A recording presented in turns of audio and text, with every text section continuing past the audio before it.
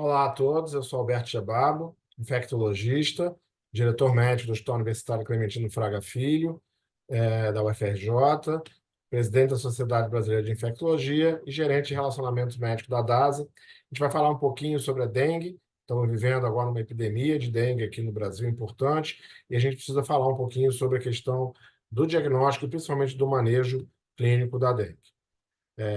Vou compartilhar com vocês a minha tela. Bom, a dengue, ela tem uma doença de evolução com três fases. Uma fase febril, que normalmente acontece nos primeiros 3 a 4 dias, até no máximo o quinto dia. Uma fase crítica, que pode acontecer em alguns pacientes, não todos os pacientes vão evoluir para a fase crítica, que vai do quinto ao nono, 10º dia, e após esse período, uma fase de recuperação.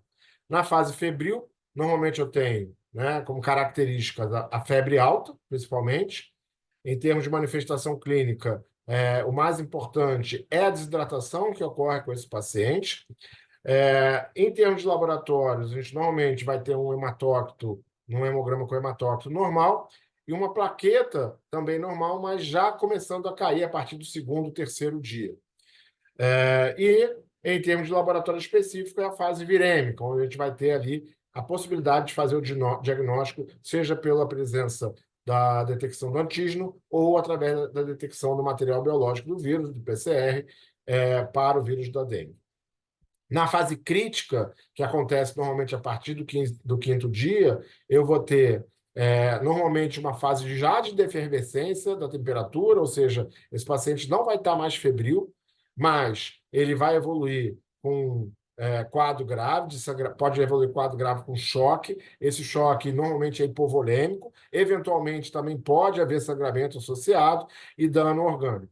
Já no laboratório, com a presença de uma hemoconcentração importante, a partir dessa desidratação, levando até a possibilidade do choque, e queda importante de plaquetas, e no laboratório, mais especificamente, é a fase onde o IgM já começa a estar presente, né, a presença, então, dos anticorpos da doença. E na fase de recuperação, o maior risco é o risco da reabsorção do líquido todo, que foi perdido para o terceiro espaço a partir da permeabilidade aumentada, né, permeabilidade vascular aumentada, com risco de sobrecarga de líquido, principalmente para aqueles pacientes que têm cardiopatias, que não toleram uma sobrecarga grande de líquidos.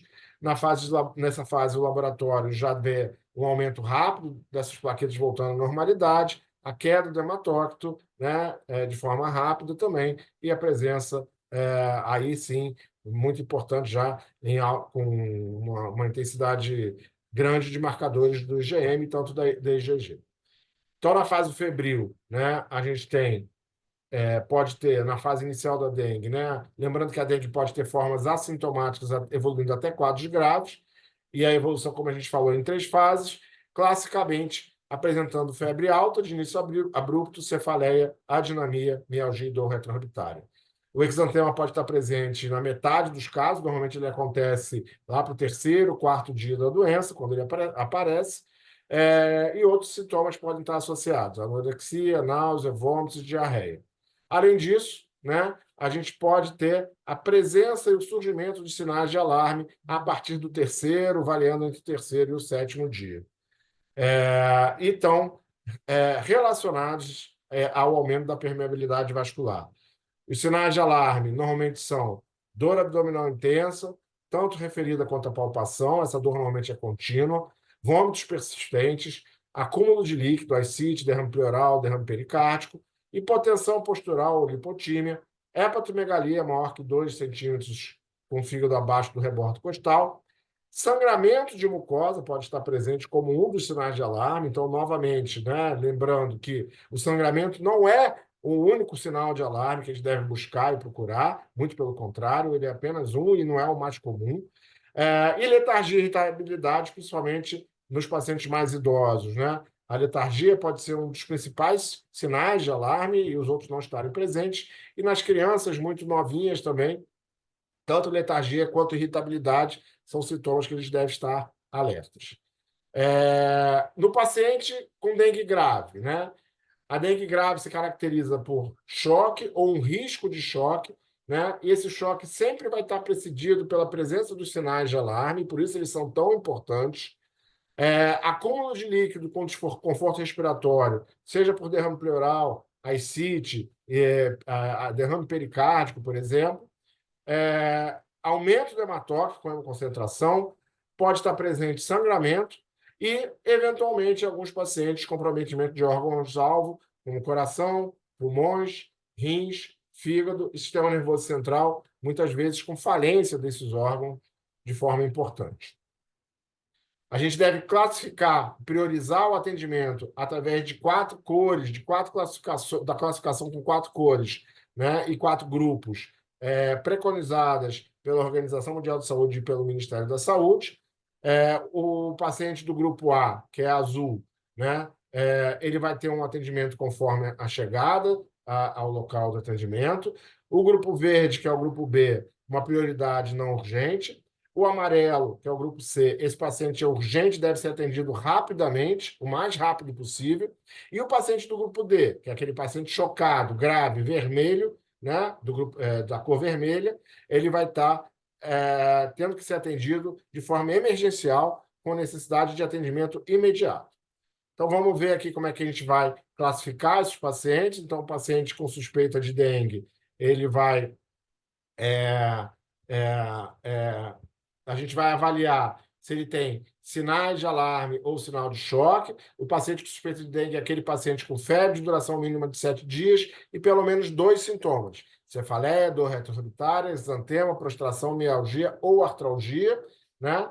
E a partir da avaliação, se ele tem ou não a presença de sinais de alarme ou se ele está chocado, a gente vai, então, classificar esse paciente. Se ele não tem sinal de alarme ou choque, né? E ele tem algum sangramento espontâneo ou um sangramento induzido com a presença de petecas com sinal do laço, com a prova do laço positiva, né? E eu vou avaliar se ele tem condição clínica especial ou algum risco social ou comorbidade. Se ele não tem nenhum dessas questões aqui, desses marcadores, ele é um grupo A e ele vai ser acompanhado ambulatorialmente. Se ele é um paciente que tem algum sangramento, seja espontâneo ou induzido, ou tem comorbidade, ou um risco social, ou uma condição clínica especial, ele é o do grupo B, né? E ele deve ter um acompanhamento e observação e deve realizar coleta de exame.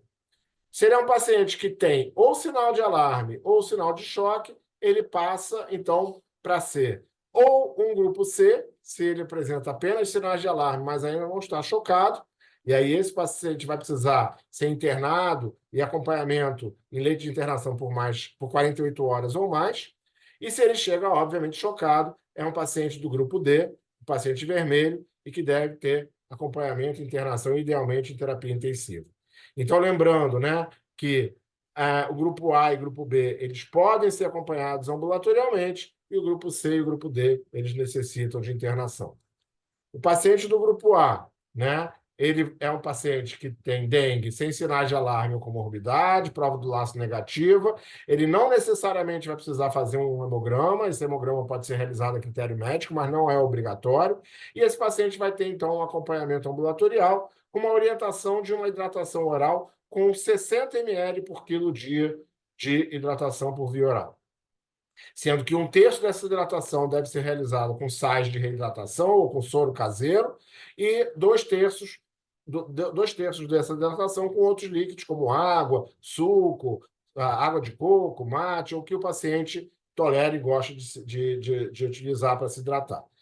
Essa hidratação, essa recomendação, ela deve ser realizada durante todo o período febril e pelo menos até 24 a 48 horas após o desaparecimento da febre. Além disso, a prescrição de sintomáticos para febre e para dor, com paracetamol, dipirona, evitar ácido acetil salicílico, AS, por causa do risco da alteração da função plaquetária. E esse paciente deve ser sempre orientado para os sinais de alarme, o aparecimento desses sinais de alarme, e se eles aparecerem, ele deve ser orientado a retornar imediatamente para ser reavaliado. Caso não apareçam sinais de alarme, esse paciente deve ser reavaliado quando houver a melhora da febre ou se essa febre se mantiver até no quinto dia. Do grupo B, são os pacientes que têm as mesmas condições em termos do grupo A, porém, com a presença de uma prova do laço positivo ou sangramento espontâneo, ou que sejam pacientes que tenham comorbidades, ou que sejam lactentes, ou que sejam gestantes. Esses pacientes têm um risco maior de complicação e devem ser avaliados com a realização de hemograma, e esse hemograma liberado em até 2 horas, para que se avalie hemoconcentração, alteração plaquetária, né? E esse paciente, enquanto aguarda esse hemograma, deve ficar em observação e realizar a hidratação oral sob observação. A orientação da hidratação oral é a mesma do grupo A, ou seja, 60 ml por quilo dia de hidratação. O hematócrito, se tiver, após o resultado do exame normal, esse paciente é recomendado, então, é liberado para um tratamento ambulatorial, só que, diferente do grupo A, esse paciente necessita ter uma reavaliação diária. Se esse paciente no hemograma que foi realizado apresenta concentração, sinais de alarme, ele deve ser internado e manuseado como um paciente do grupo C. O paciente do grupo C é aquele que tem sinais de alarme, sangramento presente ou ausente, né? Independente do sangramento, se ele tem sinais de alarme, ele é um paciente do grupo C, ele deve realizar também hemograma, além disso, albumina, transaminases, dosagem de albumina e transaminases, uma radiografia de tórax e ultrassom abdominal para avaliar presença de derrame pleural, de ascite, né? E acúmulo de líquidos. Ele pode realizar glicose, ureia, creatinina, eletrólitos, gasometria, TAP e ecocardiograma de acordo com a necessidade, através do exame físico, né? E lembrando que os exames para confirmação da dengue, eles são obrigatórios, mas eles não são essenciais para a conduta terapêutica. Então, o exame não é o que vai fazer com que você vá orientar esse paciente para a questão do manuseio. Eles servem para uma avaliação diagnóstica, para confirmação diagnóstica futura. Esse paciente deve estar internado por no mínimo 48 horas, né? Essa internação deve durar pelo menos 48 horas, e iniciado rapidamente uma fase de hidratação venosa, com uma fase de expansão de 10 ml por quilo com soro fisiológico na primeira hora, uma reavaliação clínica depois dessa primeira hora, e repetição dessa hidratação com mais 10 ml por quilo hora após a primeira hora. Após a segunda hora, né, a gente vai avaliar o hematócrito, refazer esse hematócrito, e ele pode repetir até 3 vezes essa fase de expansão se não houver melhora inicial. Se houver melhora clínica e do hematócrito, esse paciente, então, entra numa fase de manutenção com soro fisiológico, na primeira fase, 25 ml por quilo em 6 horas, e na segunda fase, 25 ml por quilo em 8 horas. Se ele não melhorar com a fase de expansão, esse paciente vai, então, ser tratado e manuseado como um paciente do grupo D. O paciente do grupo D é aquele que tem choque grave, sangramento presente ou ausente. Então, de novo, o sangramento não é fundamental para esse paciente ser considerado como grupo D. Em termos de exames laboratoriais, né, tanto os exames de rotina quanto os exames para confirmação de dengue são os mesmos do grupo C. Esse paciente deve internar preferencialmente em terapia intensiva, mas se não houver leito, esse paciente deve ser manuseado da mesma maneira, tanto no leito de observação quanto numa enfermaria. E a gente vai iniciar uma fase de expansão com soro fisiológico a 0,9%, com 20 ml por quilo em 20 minutos, que pode ser repetido em até 3 vezes, uma reavaliação clínica a cada 15 a 30 minutos, com hematócrito a cada 2 horas. Se ele melhorar, ele vai ser manuseado como um paciente de grupo C. Se a resposta for inadequada, ele vai utilizar expansores plasmáticos, idealmente albumina, mais soro fisiológico. Raramente a gente precisa chegar nessa fase de utilizar albumina. Os demais expansores plasmáticos que não albumina são contraindicados por não ter experiência, por aumentar o risco de sangramento, né? E esses pacientes devem sempre ser suplementados com oxigênio. A transfusão de plaquetas só é necessária se houver sangramento persistente não controlado ou se houver trombocitopenia importante e com um INR maior do que 1,5 vezes o valor normal. Ou seja, apenas a plaquetopenia, a trombocitopenia, não é indicação de transfusão de plaqueta. Especialmente em pacientes que fazem uso de dupla agregação, né? Eu vou avaliar a plaquetometria. Se esse paciente tem plaquetas acima de 50 mil, eu mantenho o AS e o clopidogrel. e realizo contagem diária de plaqueta conforme o protocolo do grupo B, ou seja, esse paciente ele pode ser acompanhado ambulatorialmente. Se ele tem plaqueta entre 30 e 50 mil, ele vai acompanhar mantendo o AS e o clopidogrel, mas ele vai precisar ser admitido em leito de observação e realizar contagem de plaqueta diariamente. E se a plaqueta estiver abaixo de 30 mil, ele vai suspender o AS e o clopidogrel e ser admitido em esse paciente em leito de observação e realizar contagem diária de plaqueta. No paciente que usa AS, né, ele vai precisar também avaliar a plaquetometria. Se a plaqueta estiver abaixo de 50 mil, mantenha o AS e, de novo, realização de contagem de plaqueta diariamente de forma ambulatorial. Se a plaqueta está entre 30 e 50 mil, mantenha o AS e admitir em leito de observação a contagem de plaqueta diária com o paciente internado. E se a plaqueta estiver abaixo de 30 mil, aí sim eu vou suspender o AS e admitir em leito de observação e realizar a plaquetometria diária. E da mesma maneira, pacientes em uso de varfarina, né? Da mesma forma, plaqueta abaixo de 50 mil, controle ambulatorial, só que dessa vez com TAP e plaqueta. Plaquetas entre 30 e 50 mil, admissão do paciente para controle da anticoagulação, mas eu vou trocar a varfarina para a heparina não fracionada, que é mais fácil se eu tiver que suspender essa anticoagulação. E o paciente com plaquetas abaixo de 30 mil, eu suspendo a varfarina, não inicio heparina não fracionada, e vou admitir esse paciente para realização de contagem diária de plaquetas e realização de TAP. Era isso que eu tinha para colocar para vocês. Agradeço e peço atenção especial nesses pacientes, na avaliação desses pacientes com dengue. Obrigado e um abraço.